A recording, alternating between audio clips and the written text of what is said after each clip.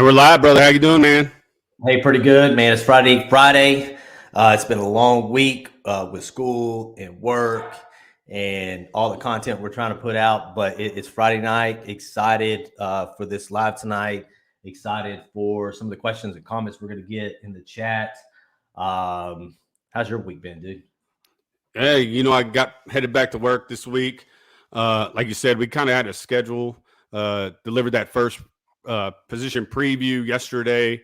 The running back position, like you said, what better way to start than two Doak Walker Award candidates? Probably along with the wide receivers, probably the most talented room on the football team with great leadership attributes. Released that one. Of course, we had a live where we interviewed Connor Stroh at the front half and then just kind of took questions on the back half. That was a pretty cool show we did this week. And again, we got something good coming Monday night. We'll be at the Burnt Orange Heroes thing tomorrow evening. So if you guys have bought your tickets and you're out there, you'll see us. No, just a busy week. But like you said, decided to deliver content like we did and got more of it coming up over the next hour.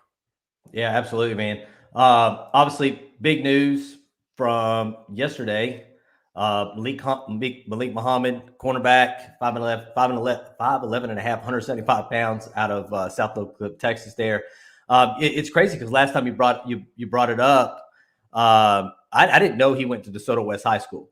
We're DeSoto East guys. We just happen to be on the other side of Hampton there in DeSoto, so we went to DeSoto East. Him and Jonte. I actually seen a picture of him and Jonte in their DeSoto West, uniforms. Brought back some memories and stuff, but I thought that was really cool. But Malik Muhammad is, to me, probably going to be one of the top three guys you bring in this class.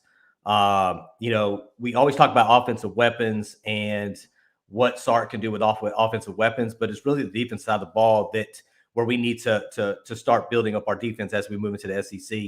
And bringing a guy like Malik Muhammad in here that can really shut down one side of the field, but he's also, he has the ability to play all over the back of your defense. You're talking about a guy that can play safety, nickel corner, slot, and then shut down the entire side of the field.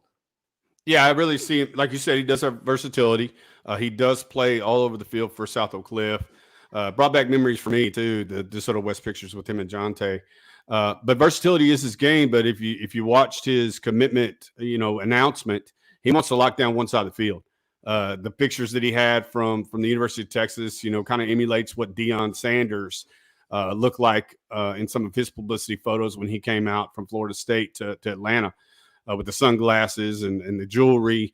But he wants to be that lockdown corner on one side of the field. So I know his intentions are to be a boundary corner.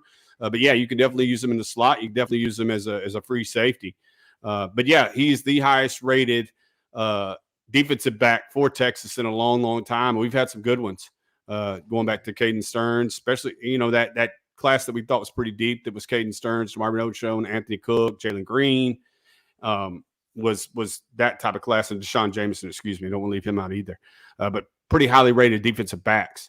And now you're back in, like I said, digging back into that Dallas area that you've been so fruitful at this recruiting cycle and last, and pulled another stud out of South Oak Cliff High School.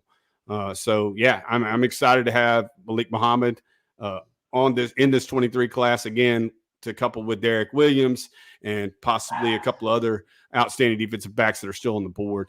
But he brings a lot to the football team. Yeah, you're talking about that doubt. You're talking about the DFW, the Metroplex up there, man, and we know it well. Obviously, that's where we were born and raised in that area. But you're talking about I-20 corridor, I-35 corridor, DFW as a whole, to include the suburbs of Frisco and Prosper and going into Fort Worth and getting somebody out, like Samaje Burrell. Jeff Banks, that's always been his piece of the pie when it comes to recruiting is that, that DFW area.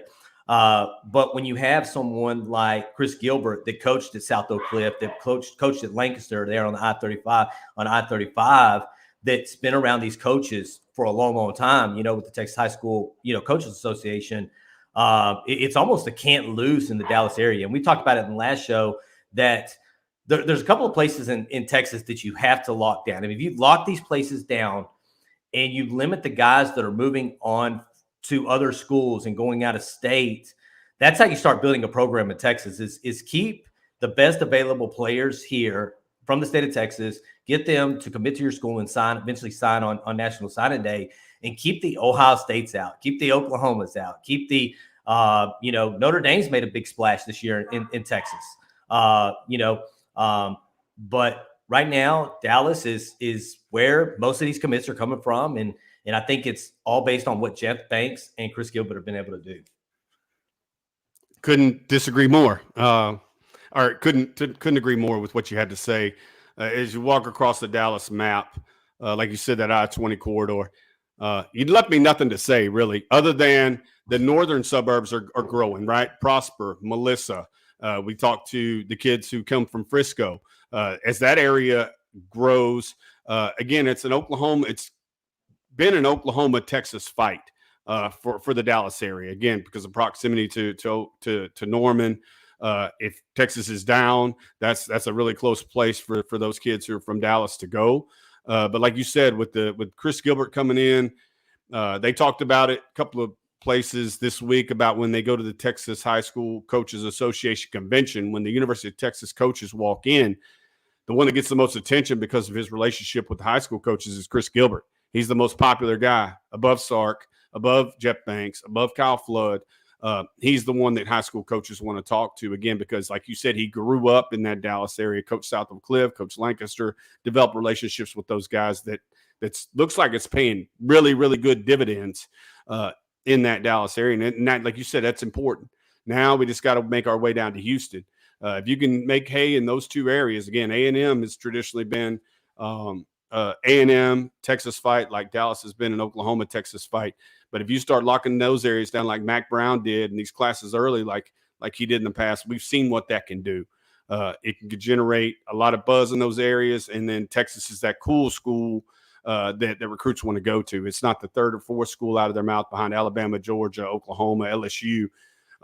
It's the cool school to go to. And I think guys like Jonte Cook continue to say that, and it pays dividends. It recruiting other great athletes. I think you were talking about the Texas High School Coaches Association, and every one of those coaches get up and speak. And I think one of the questions for Sarkisian was something about who he is as a recruiter, and he says who I'm not as a recruiter is somebody that's going to go over there and hand my phone over to a GA and say, text these guys. I want you to text every one of these guys from my cell phone and make it look like it's me.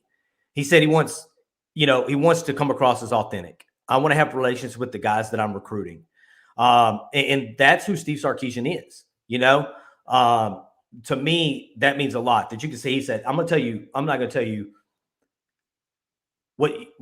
tell you who I am. And I'm an authentic head football coach that wants to have relationships with each and every one of these commits. So they feel like that it's a mano-a-mano type of thing, that we built this relationship and that the head coach is involved in that too. You hear about these past coaches that didn't talk to recruits, but they didn't even talk to their own players. And I think that's what he's trying to do, is he's trying to create a family relationship before these commits even step onto the 40 acres, so that they know what the established culture is like when they get there. And they fall in line, understanding this is who he is and this is what he expects, not just when you get there, but as of now, when he committed you and you committed to the University of Texas. And I was lucky enough to listen to a Twitter space this week with Brendan Marion, wide receiver coach of the University of Texas, and he talked about that. He said it not only starts when they come to visit you, but it's when you get to their campus, when you can go visit them and watch them practice and visit with their coaches and create that relationship. Because somebody asked him, how do I get a kid who's not on the camp circuit or not invited to Texas camps out in front of you coaches? And that was it. He said, we come to those places. But when we come to those places, we're there to create a relationship with the high school coach, with the position coach, with the parents of that player, and watch that player perform in practice and see what their practice habits are. Because we know that not everybody, participates in practice like they're going to play a live game. So, but those relationships start when the coaches visit the high school campuses of these players, and it just manifests and grows. And then, like you say, when they take those official or unofficial visits to campus, I mean, every recruit that we've talked to and interviewed on and off camera has said the same thing. I'm not just met by my position coach. I'm met by the whole coaching staff, all the analysts and strength and conditioning, and they all bring me in to that family atmosphere that you're talking about, that one-on-one with Coach Sark, where he can tell you what he envisions for you when you get to school performing for the University of Texas. But yeah, really, really cool about, like I say, owning that Dallas area. Getting into the Houston area is going to be paramount for the continued success for this university. I'm just going through through the chats, right? And we have a lot of members in here tonight, by the way. We want to thank everybody that joined the Inner Circle. I can tell you that means a lot to me and Jeremy. I know a lot of people are pushing up the emojis here. I think Texas Homer down there, he's pushed up every emoji that we currently have right now. I think if we get 2 more members, I think is what our producer has told us. If we get 2 more, members to the Inner Circle, that she can make emojis of me and you. I know she just made one of Sark, and we have a whole bunch of emojis out there, but we have a lot of Inner Circle members in here tonight. And I just wanted to stop, kind of pause and say thank you for supporting the channel. We really do appreciate it. And then down here, I think, go ahead. Can I go over everything that comes with the Inner Circle? Absolutely. Because we kind of added some things that are not on the subscription or whatever you want to call it page that it tells you about. So the things that we did talk about were, in-game chats, the emojis, the badges, the 2 games, Oklahoma and Oklahoma and Alabama. Of course, I'll be streaming live with the microphones on, chatting with members during the game.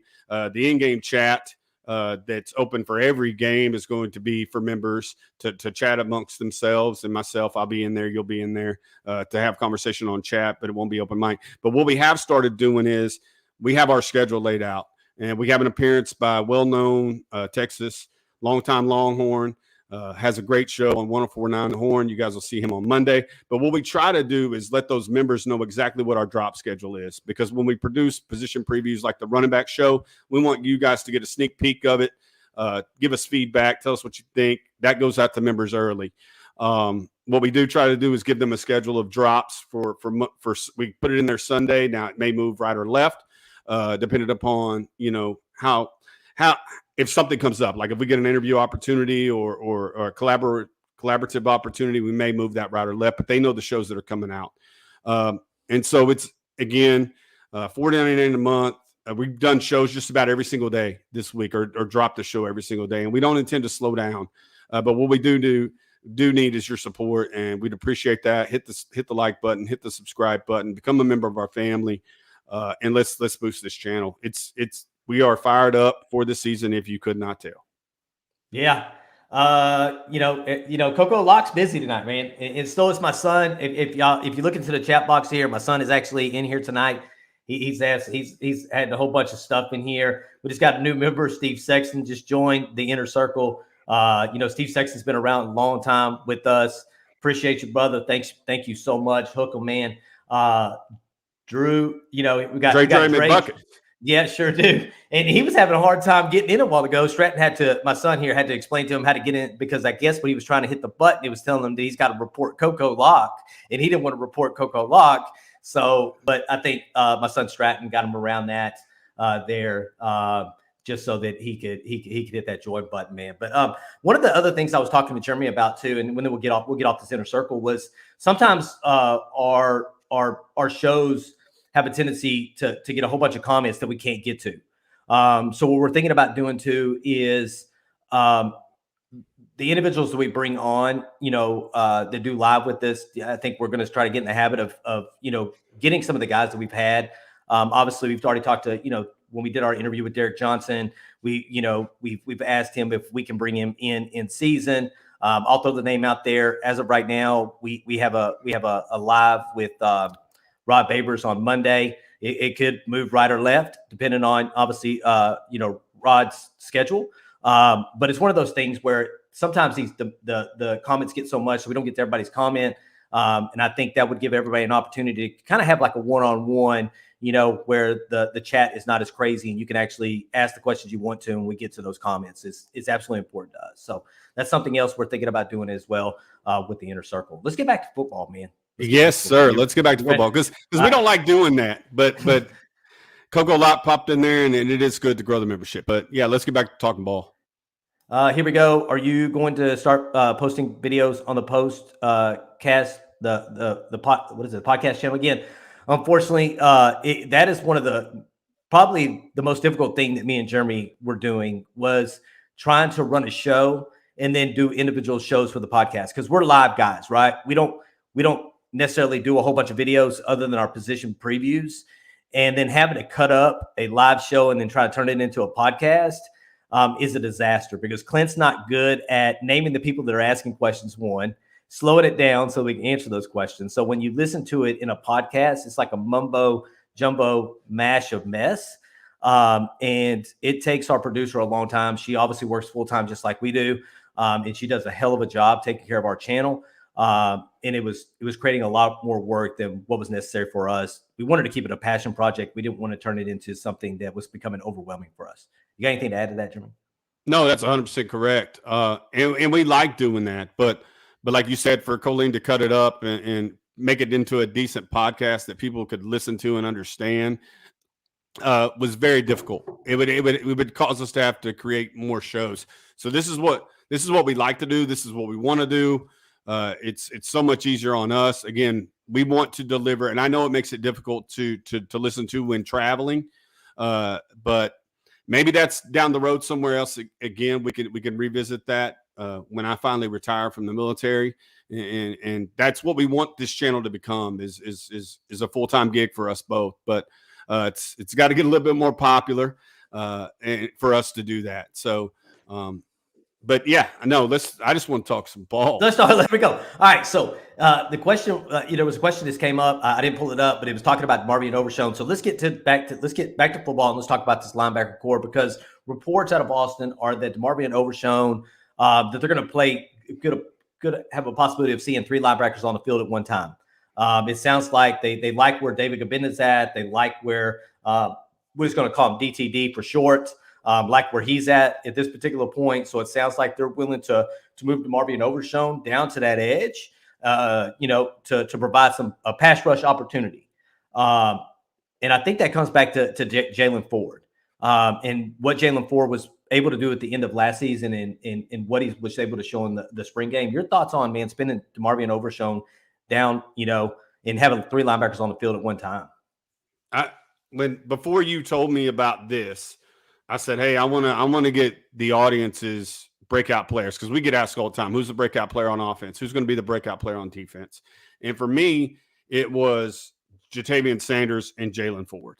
I've said Byron Murphy a couple of times, but now that I hear this news, I think it's Jaylan Ford. I think I have to have a guy that I can depend on that consistently in that linebacker core. And now that you're saying DTD and David 𝗟𝗓𝗦 are guys that they're looking at playing, but it would allow DeMarvion Overshown to go to those positions to put pressure on the passer because I got capable linebackers at that second level that can make tackles and be responsible. They can cover tight ends and running backs.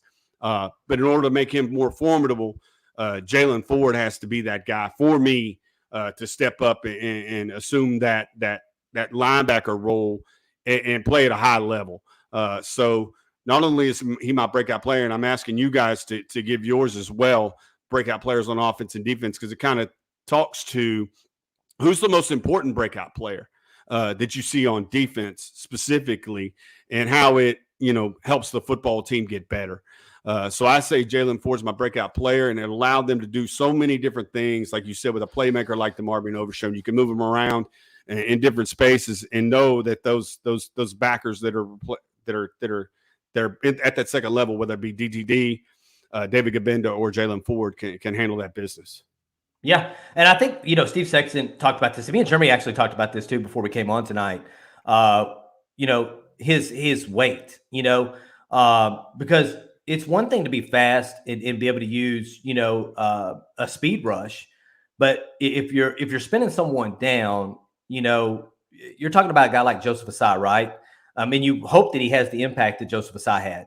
But Joseph Asai probably had 25, 30 pounds on where DeMarvion Overshown currently is. Probably 15, 20, 25 pounds, somewhere in between there.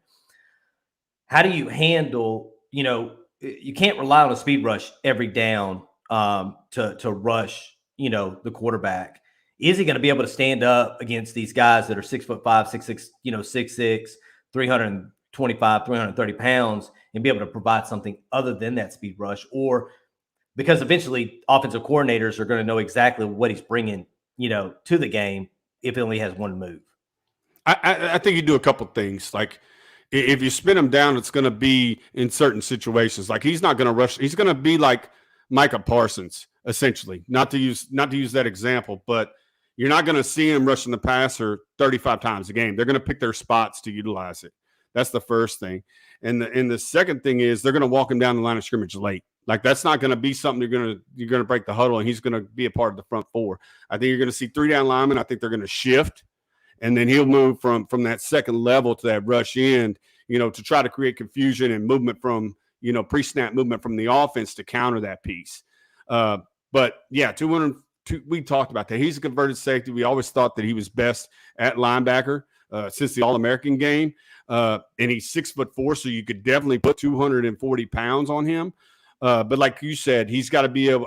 I don't know what his pass rush moves are. I'm sure he's been working over that over spring and the fall to, like you said, not just have a speed rush, but have a speed rush counter, swim moves or whatever he's using, push pulls to get past those linemen. But his main thing is speed.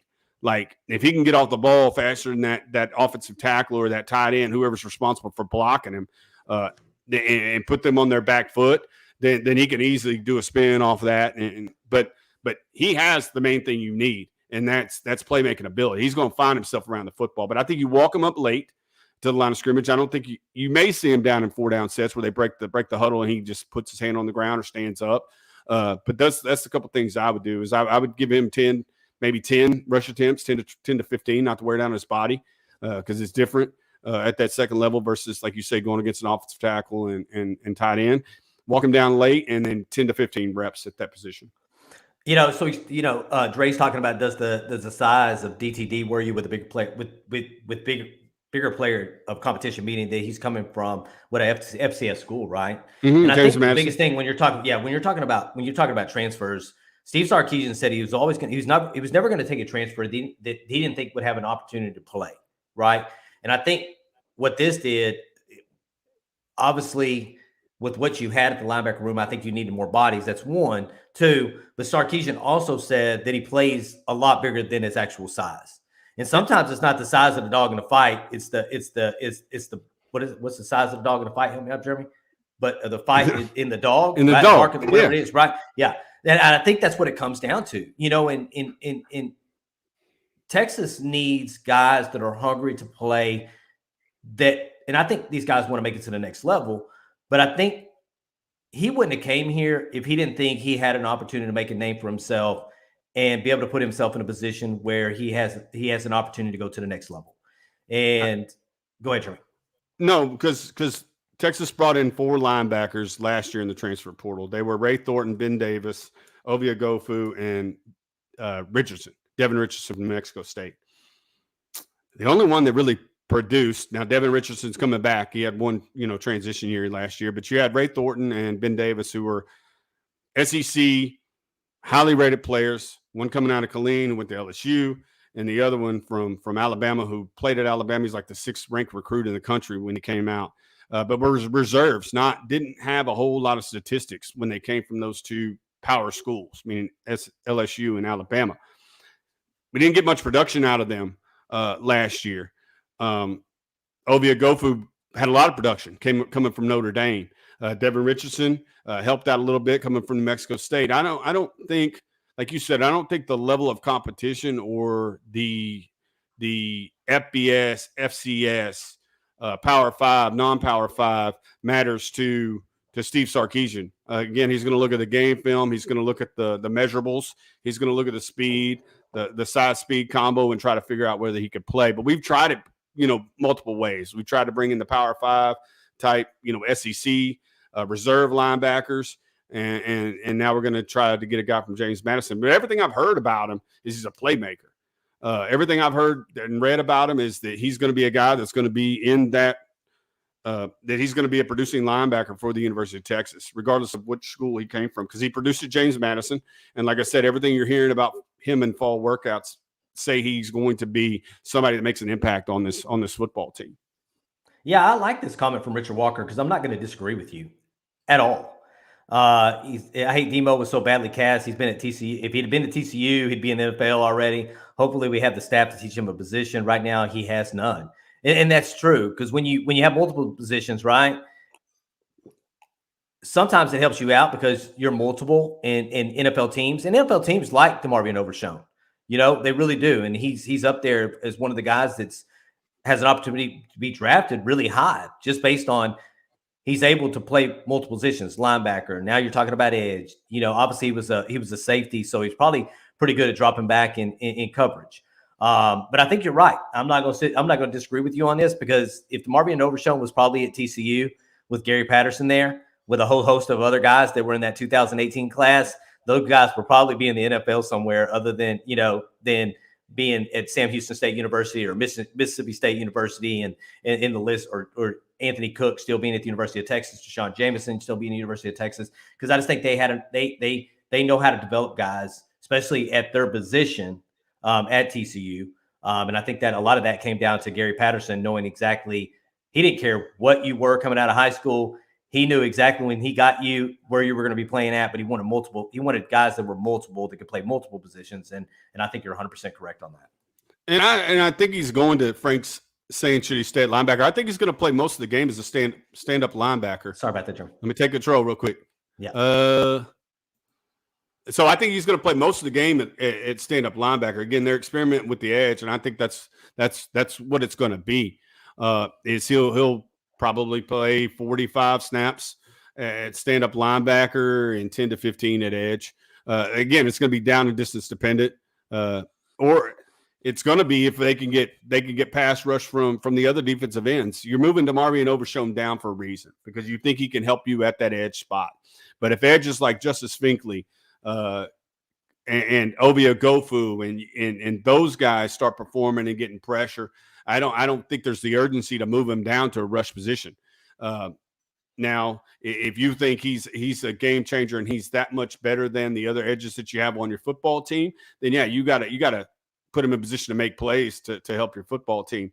But I would like to see those guys that are playing that jack and buck, those outside positions on the defensive line, to make plays so that you're not dependent on just 𝗟𝗏𝗧𝗏 and Overshown. And again, they got 20 sacks in 12 games. We talked about that, their havoc percentage. We talked about their pressure percentage and how low it was last year. But like you and Richard were talking about, it's going to be very interesting. And I think that's probably something Gary Patterson, brought. Not that Pete Kwiatkowski didn't see, hey, I could utilize 𝗟𝗏𝗧𝗏 as a rush guy. But I think Gary Patterson's influence on this football team probably, has something to do with, dropping him down to that level of the football field. And again, he's a guy that's experienced in all three. Like you say, he's played the back end as safety, played both positions at the front seven, both defensive line and linebacker. And that's something Derek Johnson talked about with us, because we asked him specifically about 𝗟𝗏𝗧𝗏. Is he a draftable player? Like I said, this is his second year of truly playing linebacker. He said, yep, that's exactly what the NFL wants. Guys that can cover, guys that can tackle, and guys that can rush the passer. And so production is key. He's got to come out here and produce. And there, nothing tells me that he won't, as long as those defensive linemen can keep offensive guards off of him, and let him run sideline to sideline. All right, so we got a question here from Mark B. What do you need to see from the defense in the first quarter of the season to feel comfortable with them? I'm not throwing shade at University of Louisiana Monroe. I don't think Monroe is going to tell you what you need to know about your defense. Do I think they're going to come out and play really good against Louisiana Monroe? I hope so, but I don't think it's going to tell you enough about your defense until you get into that second game against the number one team in the nation in Alabama to really tell you what the defense is going to look like. But what do I need to see from the defense? That they can stop the run without bringing extra guys into the box. Make a team one-dimensional.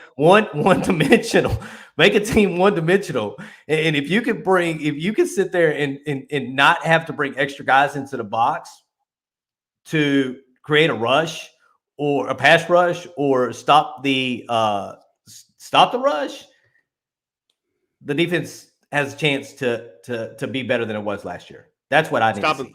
Stopping the run. Like you said, I need them to be second down and 8. I need them to be second down and 9.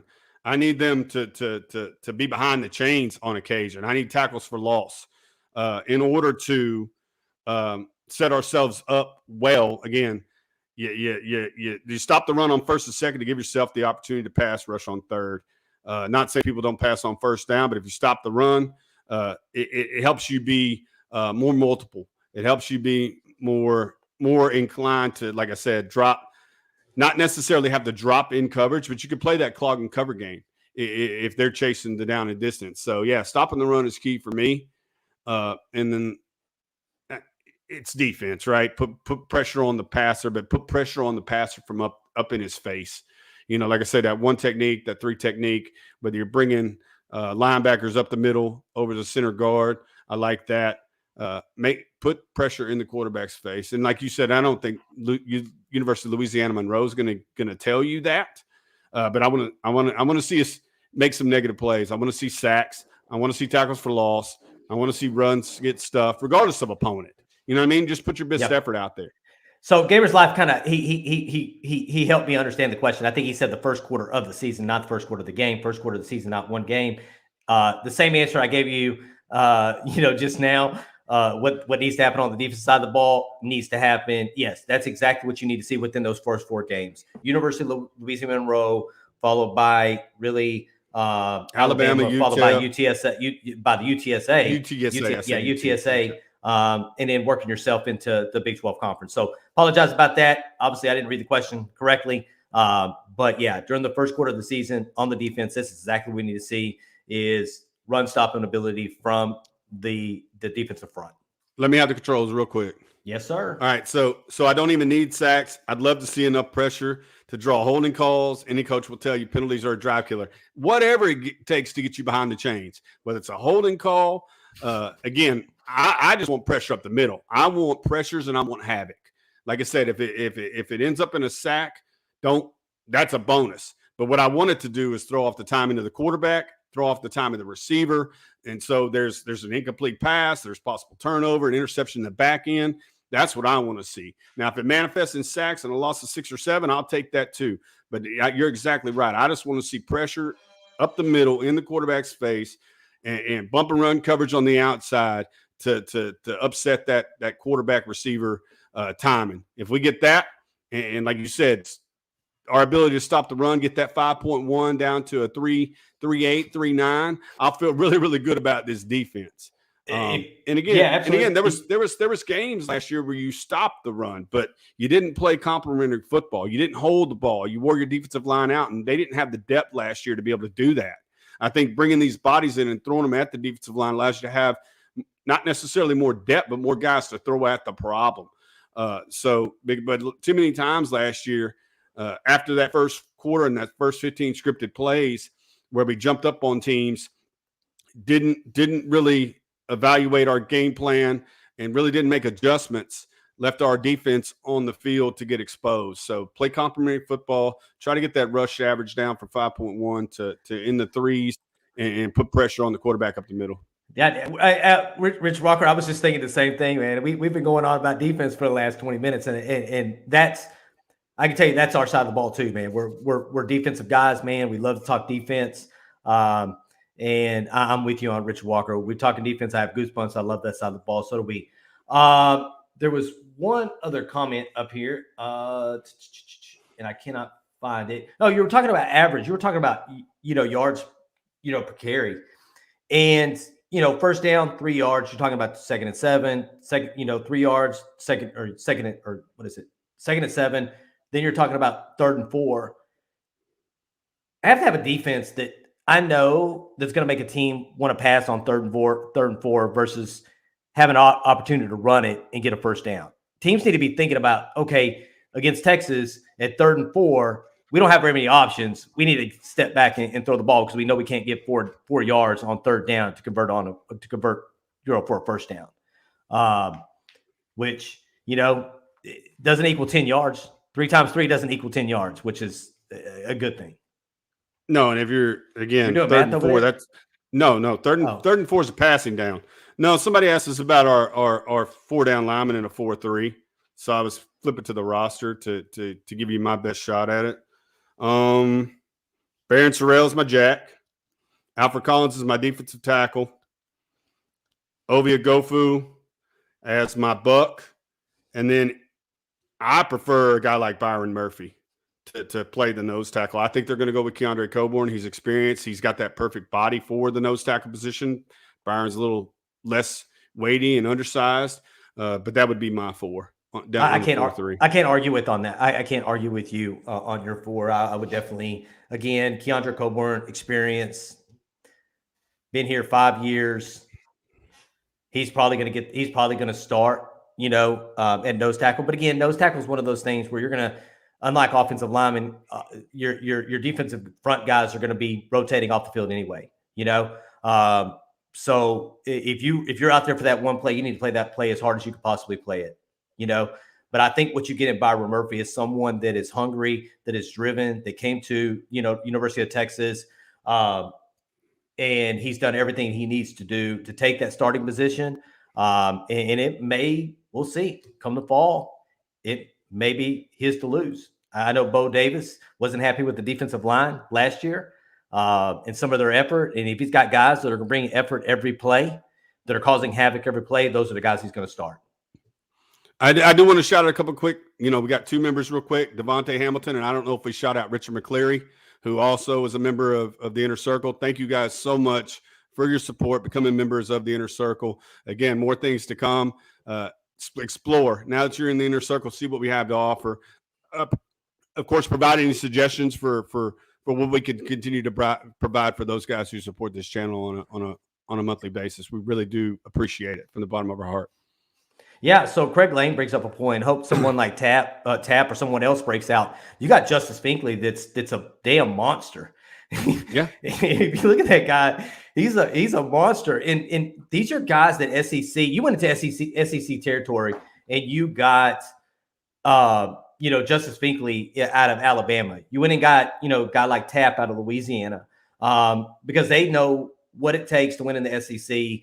They bring in these guys to the University of Texas. So it wouldn't surprise me if you didn't have a whole bunch of, I'm not going to say a whole bunch, but quite a few true freshmen that are currently there, that have an impact both on the offense and the defense side of the ball this year. We always talk about Tap and we talk about Finkley because he was an early enrollee and we've seen him on the football field. But not more than Tap, you got Dre Bledsoe, Christopher Ross, and I had to pull out my 22 class real quick to give you these names. Zach Swanson, Ethan Burke. We've seen what Ethan Burke can do for Austin Westlake.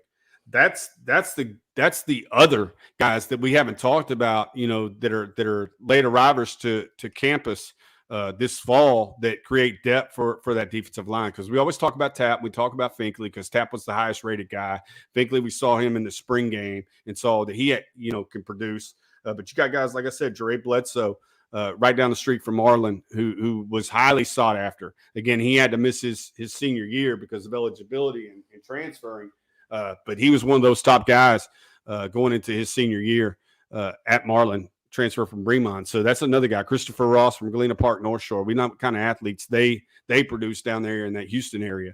We're going to throw bodies at it and see where it lands. But again, these are SEC bodies. These are guys that Bo Davis and Steve Sarkisian thought could play in the SEC. Again, big humans. We're trying to bring those kind of guys in. So we'll figure it out. There's a couple of people on here that joined the membership, but they're currently not showing green. We'll have to figure that for you. I think Joshua Young, I think he joined earlier today. He's a member. He had joined earlier today, so we want to thank him. Not sure exactly why you're not showing green. That's something between like YouTube. We don't really control the whole green membership thing, but we'll figure that out for you. Please let us know if you're having a hard time if you try to join the membership and you're having a hard time, or if it's not showing you as a member, just so we can help you figure that out. Hell, Queen B was on here last week. She couldn't figure out how to actually hit the join button. It wasn't showing the join button for her. And me and Jeremy are here trying to screen capture stuff and send it to her in her DMs. And we finally worked itself out. We finally figured it out. But we definitely are excited to have each and every one of you guys. But if it takes more than 24 hours, please let us know, and we'll take care of that. Yeah, we just want to make sure that you get everything that's coming to you, for being a member. So let us know. The DMs stay open in Twitter, the Texas Football Talk at gmail.com. If you guys want to join and can't find the link or need help or just want, information, please hit us up on Twitter. I check the inbox on that every day. Facebook, try to do it every day, but Texas Football Talk at gmail.com. Email us and we'll lead you down that road to try to join. Really appreciate it. All right. We talked about 20 minutes recruiting, 20 minutes defense. Let's talk 20 minutes of offense. Let's talk about preseason watch list. All right. Because the list goes on and on and on, right? And I know you brought up, if you haven't watched our running back preview, it's probably the easiest one. It's probably outside of wide receivers are probably going to be the easiest ones we do this year. If you haven't went and watched that yet, that I think that show came out yesterday. Please go over there and watch that. It's crazy to think that you have someone in Bijan Robinson that is, first team all Big 12, and then you have someone like Roschon Johnson that is fourth team all Big 12. And I'll let Jeremy do the numbers because Jeremy did the numbers on that, but it tells you that there's not very many running backs that are better than Bijan Robinson and Roschon Johnson in the Big 12. Yeah, it's crazy. Like, I was trying to remember the 𝗟𝗏𝗘. Like, you got two running backs that are on the Doak Walker list. You have two running backs that are, like you said, are on that all Big 12 team. One's a first teamer, one's a fourth teamer. But we've had great running backs at the University of Texas. Jamal Charles played with Selvin Young, who came behind Cedric Benson, who came behind Ricky Williams. Like, backs have come to the University of Texas. I'm trying to remember and it may be Quan and Shipley. There may be Roy Williams and B.J. Johnson and Sloan. Two of those three might have been on the 𝗟𝗏𝗘 Awards list, preseason watch list. But having Isaiah Nayer and Xavier Worthy on the 𝗟𝗏𝗘 Award list, having, like you said, Bijan Robinson and Roschon Johnson on the Doak Walker list, we know this team has weapons, but and we see it. And we understand it here as we follow the University of Texas, but that's, nationwide recognition of the kind of weapons that Texas brings to the football field this coming year. And again, like you said, the only thing we have to really worry about on the wide receiver position preview is who's the 5th and 6th, right? Because you're talking about Nayer, Whittington, Worthy, and then who's going to be that 4th, 5th, and 6th? Is it Troy O'Meara? Is it Brennan Thompson? Is it Tariq Milton? Like, who's deeper down the depth chart? Because you feel like you got a good idea who the first three are walking out there when you're in 13 personnel are. And like I say, Troy O'Meara was the guy that the first couple of years, every fall camp is like, this is the guy. This is the guy. He's different. He's size, speed combination is crazy. He's off the charts. When you look at his body, he's chiseled, and you could tell he puts in time, in the weight room, and conditioning is not a problem for him. It's just been the knee. So like I said, a ton of depth at that position. And like I said, it just goes to show you the national recognition that 𝗟𝗏𝗘 has. And it's not him running the plays. He's not on the football field. But what kind of talent is what kind of weapons we have at this university coming this year? Who the hell is 5 and 6? Like, because you start having a conversation, you're talking about like a Jai Hall, you're talking about, Amiri, but you got a guy from Iowa State that transferred here for a reason, right? And that is more than likely going to be a possession slot guy that's probably going to team up with Jordan Whittington.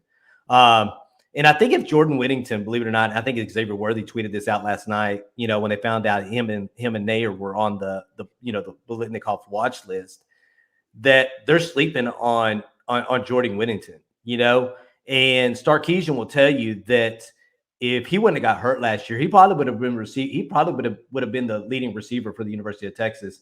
And Xavier Worthy probably would have been the second leading wide receiver. I think each and every one of these guys are going to eat, but I think that you can almost say Whittington is probably going to be on the 𝗟𝗏𝗘 semifinal list at the end of the year, along with the names of probably Nayer and Worthy. It's crazy. Yeah, these two might not get cut off the list midseason, and you might have additions too. Like, you don't know where it's come from. And I didn't mean to disrespect D'Onta Foreman. That is the last Doak Walker Award winner at the University of Texas. Again, he was a throw-in from what we understand with his brother Armani. Armani was the higher touted recruit, the wide receiver, and D'Onta came along as a package deal. And lo and behold, he ends up being the Doak Walker Award winner, rushing for over 2,000 yards in a single season. Just absolutely phenomenal. 300 yards against 300 yards against Texas Tech or something. He's still running against Texas Tech, like up and down the field. But yeah, just a stud. Because you thought Chris Warren was going to be that guy. Yeah, dad, a former NFL player, highly touted recruit, and D'Onta took that job and literally ran with it. Like I said, he's still running against Texas Tech. In Queen Bee, we did not forget about it. He's definitely on the list. We're going to discuss him. He is on the list. He's on a private chat. Because we were trying to remember the last Mackey Award, candidate for the Texas Longhorns, because we've had great ones like Jermichael Finley come through, David Thomas, and then you had nominees. You think just because the University of Texas is the University of Texas, and we got to have a representative. But I think this is a guy that can win that award. Maybe not this year, but before he leaves the University of Texas, right? So Cade Brewer might have been on that list. Blaine Irby might have been on that list, and other tight ends have been on that list. But this is a serious candidate to win that award because of his abilities to catch the football and make big plays. Well, it's another one of those positions where you could probably have two people on there. And a guy like Jaleel Billingsley, a transfer from Alabama that's more than likely going to be your pass catching receiver most of the time. He's going to split out like a large wide receiver like they did with Humphreys at one particular point, because that's what he really reminds you of. So yeah, LJ, yeah. So you have a situation where you may have two wide receivers or two tight ends that at the end of the year may be on the Mackey. It's crazy to me to think about the weapons you have this year and how they've turned over the damn roster so fast. That's what keeps going in my mind, is like, in Steve Sarkisian, this is what he does, right? He talks about, having four first-round wide receivers at Alabama with Najee Harris, Mac Jones. So he knows what to do with these guys, and he knows how to keep them happy. And I think it comes back to team success over individual success. And these are individual awards, and I think he's trying to build a culture to understand that if we do well as a team, these individual awards, these watch lists, Bijan Robinson on everybody's Heisman watch list, and all these accolades that All-Americans, first team and second team and all this other stuff, I think he can explain to these guys that are on the opposite side of the ball why it's important to worry about team first and the individual award second, because he's done it multiple times as an offensive coordinator. I popped this up real quick, and you're absolutely right. I popped this up because there's 130 teams in the FBS. So if the list are 60, there's 70 teams on there that aren't represented. That's the first thing. And if there are 60 team or 60 member list, and you have two of the 60, that's a pretty good percentage. And the reason I'm saying that is these guys have a legitimate shot to win it. Xavier Worthy has a legitimate shot with Brendan Marion as his wide receiver coach, and the production that he had as a freshman, have a chance to win the Biletnikoff. Isaiah Nair, coming from Wyoming, if you watch that kid's film and seeing him play in the spring game, and he can be consistent and pick his game up just a notch, he can win it. Bijan Robinson can win it. So yeah, they might be candidates on the list of 60, but these guys are contenders to win these awards. And Jatavian Sanders, like I said, I'm not sure he can compete to be a finalist this year, but in Steve Sarkisian offense, he can definitely find himself winning the Mackey Award before he leaves here. So yeah, the list may be long, so we shouldn't be surprised that two guys are on it, but I am, because again, there's 70 teams that probably aren't represented. Because I know there's 130 teams in FBS. How do I know that? Because I went to PFF and I found out we were 99th on defense. So I know exactly how many teams. And so I don't disqualify it. And I again, I'm not surprised that Texas has representation. I'm surprised they have a fourth team running back as a reserve. I'm surprised that reserve is on the Doak Walker watch list, and a kid that transferred in from Wyoming with no experience at the Power 5 level is on that list, and a guy who has limited playing time, but understand his playing abilities and his ability to work as a tight end in Steve Sarkisian's offense.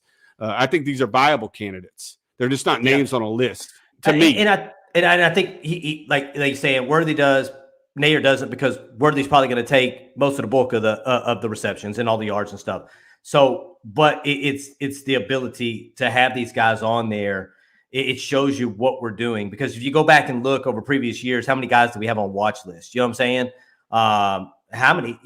Now if we could take this and create this on the damn defense side of the ball, it would be much better. You don't want to just have all your watch list guys on the offensive side of the ball, and then you don't have any on the defense side of the ball. So to me, it's about creating that team that is full of these guys, these first team, second team, third team All-Americans, and defensive guys that are on defensive watch list, not just offensive guys on offensive watch list, because it means you're creating that team that can actually win it. And this is the one I want. He's absolutely right. It's not the individual, but I love to win the Joe Moore Award this year. If that offensive line improves enough to win the Joe Moore Award, this team could do some serious damage this season. And again, I'm going to put my burnt orange glasses on because you brought it up, but I don't know if that's even fathomable or possible. But if they win that award, there's no limits to what this team can do. They'll be playing into late January, and probably in that Final Four group of teams that has to play, that has an opportunity to win a national championship. If it's a Joe Moore award-winning offensive line to go with the weapons they have. Again, we talked about it, and we talked about it with Rod on the phone the other day. We'll probably talk about it on Monday. Somebody said if this team gives up 17 points, Texas will win every game.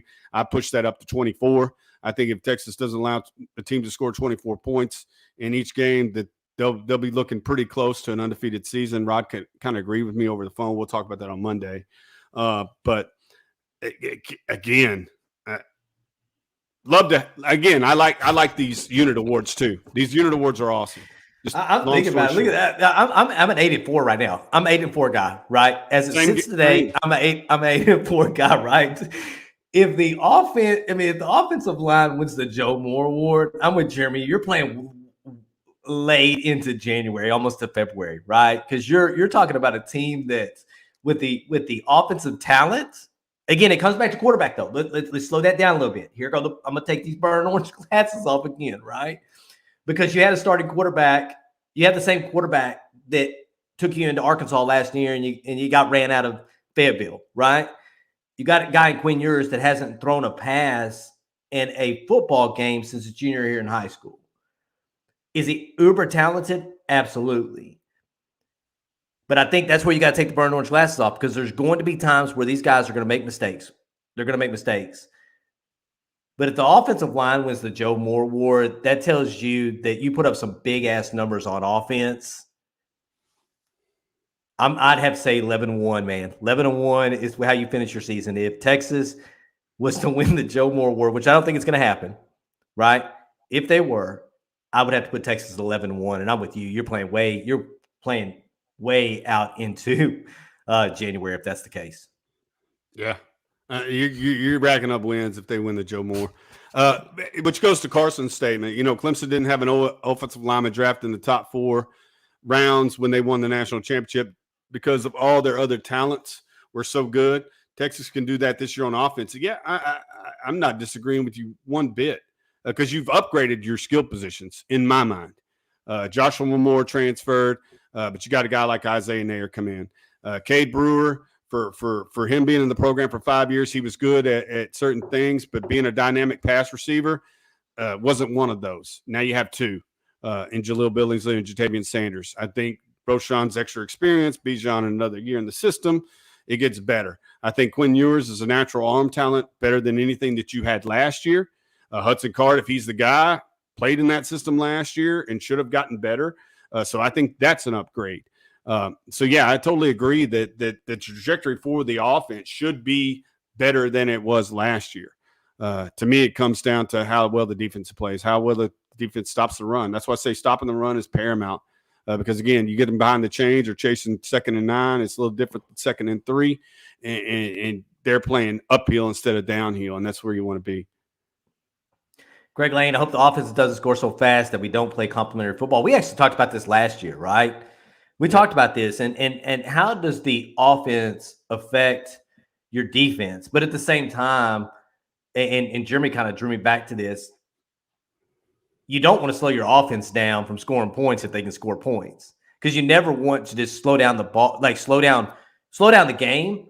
One, because we've seen that last year, right? You know, we'd get up big and then all of a sudden we'd slow down and you don't keep the momentum. And I think that's what happens. And I think that's the way Steve Sarkisian's offenses work, is momentum, right? You go out there, shit, if you can score in one play, you score in one play. If it takes you 4 plays, then you score in 4 plays.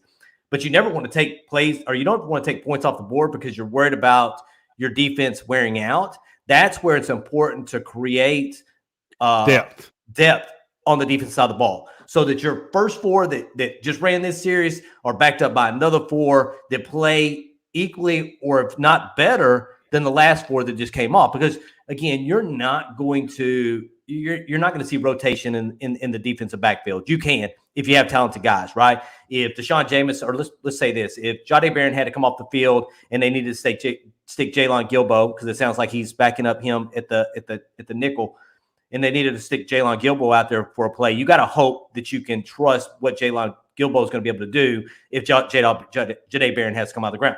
Game. Same thing at the linebacker and so on and so forth. But I was kind of like you, man, is like, damn, should we slow down the offense so it gives your defense time to breathe? But at the same time, Jeremy brought me back in. What do you not want to do? You don't, if you score it's like Xavier Worthy last year in the Oklahoma game, right?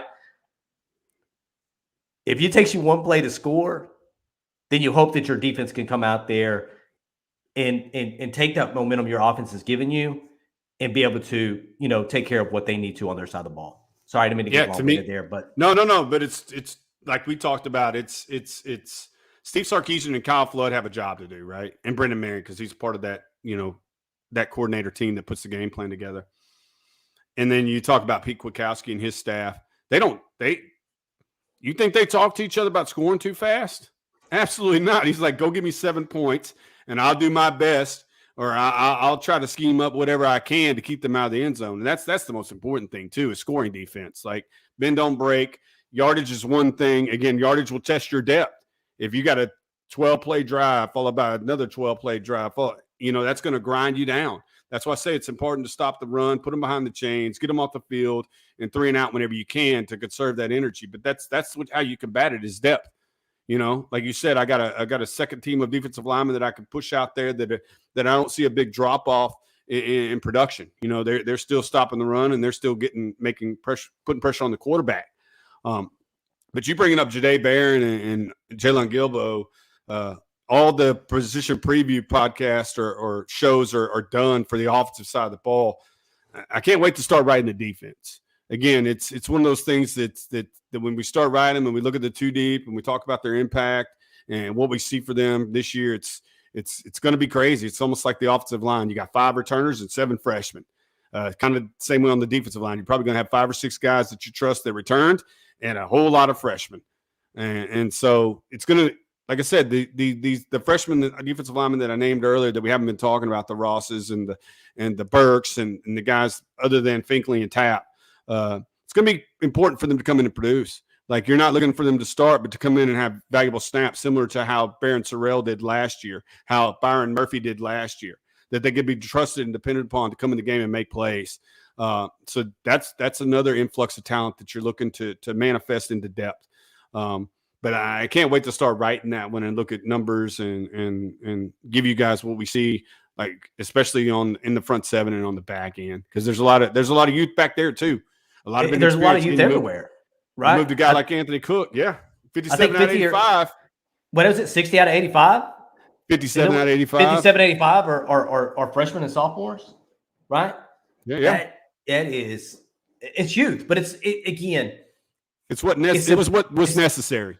Absolutely necessary. And again, you got to think about these guys that are sophomores and juniors, depending on when we leave to go to the SEC. It's almost the best thing you could possibly have going into the SEC is a group of players that are playing their third or fourth year in the same system going into that league because they've been in a weight, they've been in a strength and conditioning program. They've been under the same coaches for 3 to 4 years.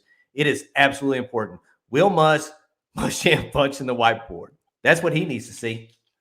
I agree. Yes, Dre. I mean, he'll tell you this. He should tell you this himself. In game, yes. When he kind of beat himself up during media day, he said, I didn't develop a culture. I didn't get the team together. That's one thing that I would have fixed or tried to go back and change. He talked about the construction and overhauling the roster and that kind of stuff. The culture thing was what he kicked his own tail over last year. But yeah, I definitely agree with this. Like his scripted plays, you could definitely see it in the first quarter. You jump up, right?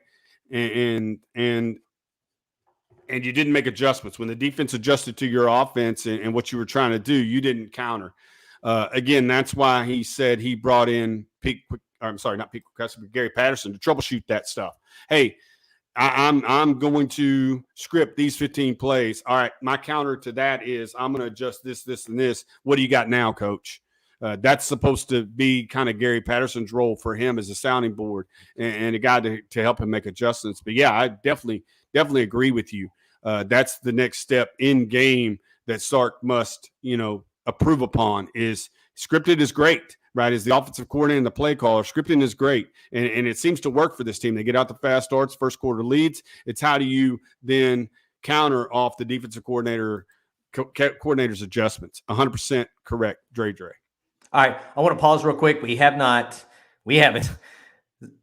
stopped pause for about 50 minutes now. I just want to pause real quick. Please hit that like button. There's 106 people in here right now. Please hit that like button if you have not hit that like button. If you're not subscribed to the channel, please hit that subscribe button. That means a lot to us. I know when me and Jeremy go back and we look at the numbers and we look at the viewership versus those that are subscribed versus not subscribed, believe it or not, it sits at about 50-50 or 52-48, meaning that 48% of the people that listen to us aren't subscribed to us. So if you're that 48, me and Jeremy are trying to put out as much content as we possibly can. And we are going to do this all the way through this season. And then, like Josh Pate always says, there's no off season anymore. And we really want to put out as much content as we possibly can. And, those numbers, believe it or not, they get us excited. You know what I'm saying? Viewership, how many views and how many subscribers we have. That's something that we create goals for that. Right. I think we're a few from 3,500. I think we're pretty close to having about 3,500 subscribers. It would be wonderful to get off this show and see that we have those 3,500 subscribers. So please hit that like button. If you have not hit that like button, please subscribe to the channel. We would greatly appreciate it. That's it. And what I'm going to do is I think Dre's talking Let's Go Green because the channel members, their names pop up in green. I'm going to talk to the producer. I'm not sure that we could change it. It may just be for you guys that are members of other, shows or subscribers to other stuff may be able to tell me, but I'd like to change that to burnt orange. It'd be cool to see the members' names come up in burnt orange. And please use those emojis. Like I said, Colleen told me right before we came on the show that I guess YouTube requires you to reach a certain level of members in order to create new emojis. Again, she created a new Sark. The sailor hat Bevo's coming to join the cowboy hat Bevo. But yeah, excited to continue to grow the channel, continue to try to bring you guys things that are cool. They're cool for us, and we hope they're cool for you. Carson Smith brought up a name this week, and Peyton Kirkland. He's an offensive tackle out of Florida, and this has to be one of the weirdest things I've seen. We've been following recruiting for a long time, and this guy didn't have us in his top 5. He's never visited the University of Texas. And then all of a sudden, these recruiting insiders, sounds like every recruiting insider from every possible publication, network, got a phone call that this guy he's supposed to commit on Saturday. He was going to commit to the University of Texas. And this is really fire. And then all of a sudden it got out. There were a couple of people that put in some of these, crystal balls or future cast or whatever you want to call them. And it got out. And then all of a sudden he started tweeting like, Texas, with a couple of, I think a couple of S's at the end of it, talking about fake news. But this has to be one of the weirdest things I've seen in recruiting in a long time. It's this whole Peyton Kirkland offensive tackle out of Florida situation where it was just random, very random. We'd love to have him, but at the same time, I think what happened was he didn't want that information to be pushed out to anybody. And they pushed it out, and now there may be a chance that we don't get him because of that information was pushed out. But if somebody's not going to commit to you because somebody put that information out, were they really going to commit to you and stay with you in the entire time? But, and I'm a guy who always says, respect the kids. You know, I don't know about crystal balls. Again, we joke every now and then because we talk to recruits. I mean, they're on the show. But if 𝗟𝗏𝗡𝗦 𝗟𝗓𝗏 shared information with me about a player who had silently committed, Texas Football Talk's not gonna throw that information out here on the channel. That's not for us to do.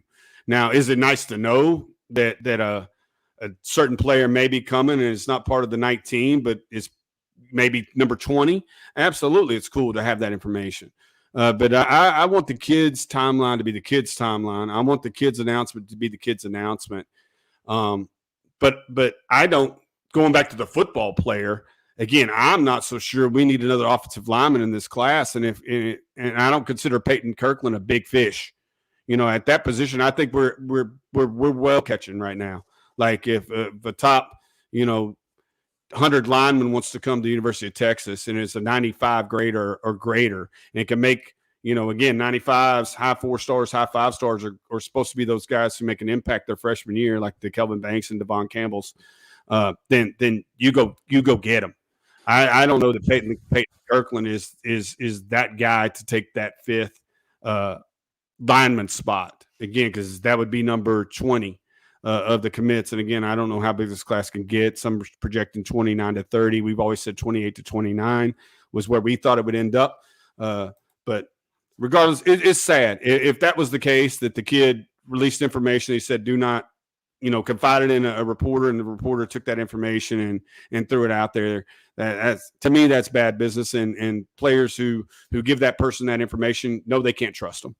Yeah, absolutely. But go ahead. That's one thing. Absolutely. That's something that we would never do. Because we do talk to, before we do these lives with these before we get on live or we do an interview with the guys we do interview, me and Jeremy ask them questions. We're never going to let anybody else ask them, or we wouldn't ever ask those questions either on a live or an interview, because again, that's information that is trust between that player and another player that they may have a relationship, right?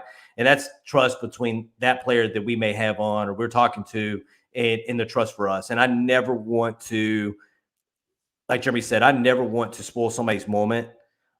So it's absolutely important I can tell you, we would never do that. I'm gonna tell you, we've said on information for a long time before, just because it was the right thing to do, not to say something.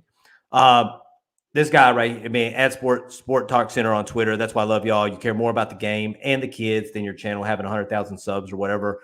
I'm gonna tell you, we love the game. This is our passion project, and when these kids, these young adults, these student athletes come on the show, it's more than just about who they're recruiting to get to the next level or who they're talking to and all that other stuff. It's about who they are as a person and what they plan on studying, and just to get them to get to know them and let them know that as University of Texas fans, we're passionate about them, not just as football players, but as people as well. I love that comment, by the way. Thank you. Yeah, we appreciate it. And we'd never change, regardless. Like, we want the channel to grow because, again, we look at this as us talking with other members of Longhorn Nation who love football just as much as we do.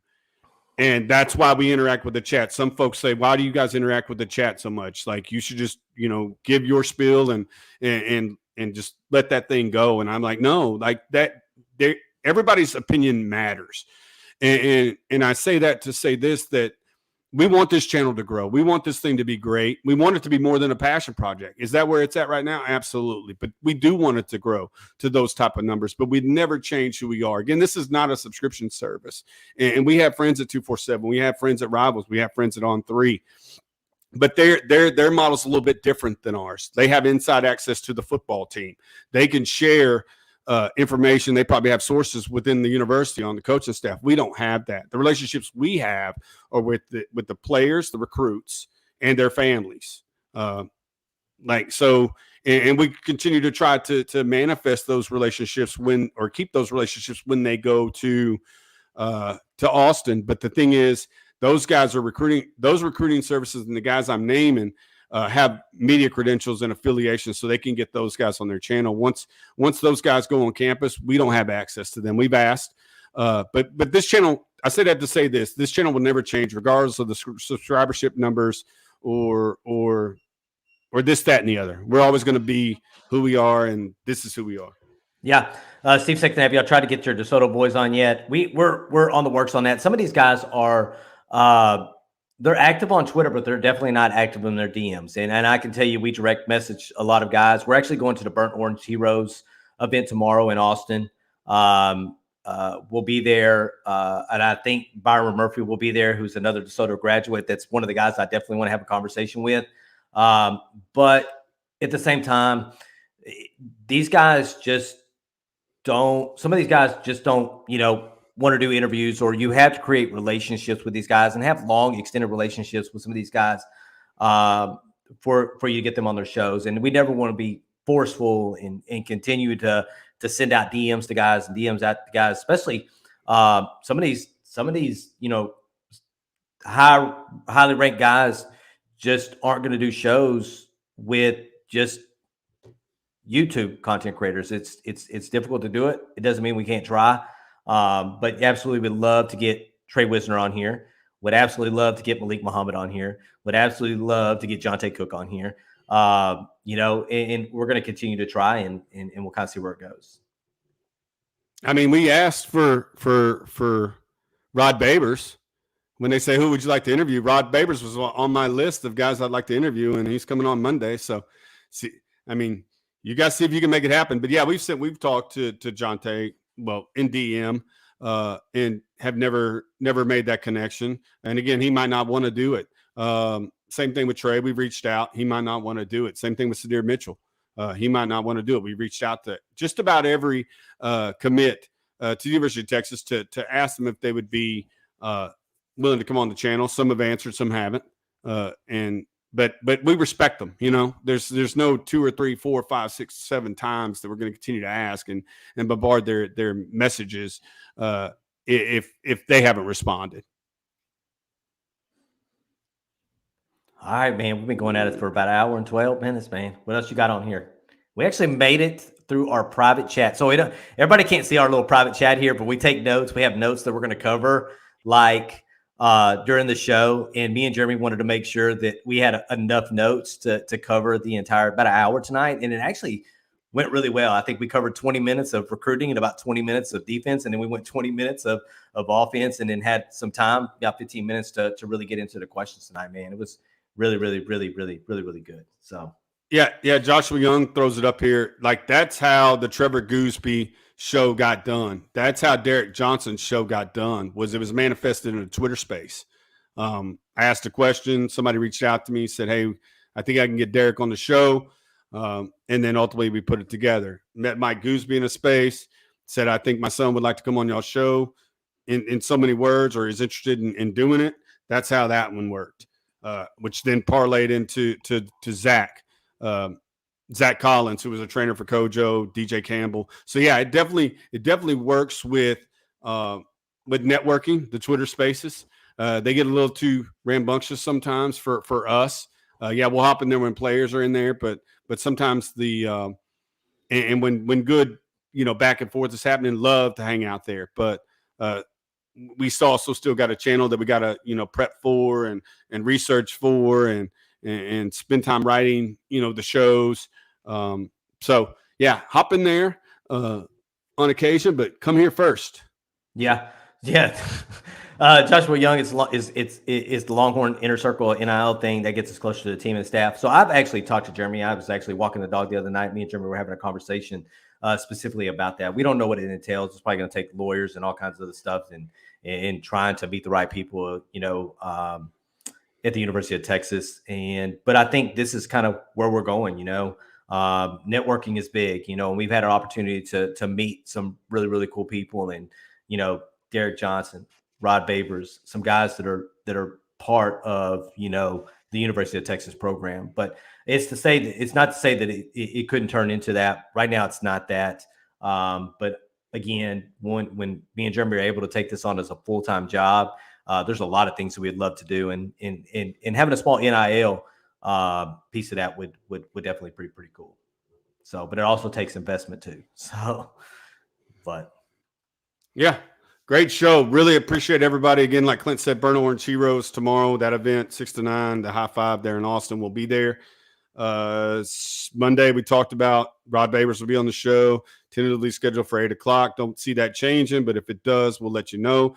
All you new members, again, on Sunday, we'll probably tape wide receivers this weekend, so you'll have a good idea of the live shows that we're doing, when the wide receiver position preview show will drop, and then probably drop you a little sneak preview in there before we release it to the public. So please join the Inner Circle. If you have questions and you tried to, DM us, email us. We'll get you the information you need or send you the link to get that done. But really appreciate you guys joining the Inner Circle. Really appreciate you guys that subscribe tonight. We're at 3492 presently. That's 8 away from our goal of 3,500. So again, if you're one of that part of that 48% that hasn't subscribed to the channel but is watching pretty consistently, please hit that subscribe button. Please hit the notification bells. Again, we're doing shows every day, every other day sometimes, just trying to bring as much preseason content, and it won't slow down once the season starts. It'll only get bigger and better, we hope. So thank you very much. Please hit that like button on your way out if you haven't, so that other folks who haven't watched it live, it'll jump up in the algorithm, so those who haven't had a chance to watch it can watch it later. Yep. All right. We appreciate you joining. As always, enjoy the rest of your week. You can find us on Facebook at Texas Football Talk, on Instagram at Texas Football Talk, and on Twitter at Texas Football Talk. Y'all have a wonderful night, and hook 'em. Hook 'em.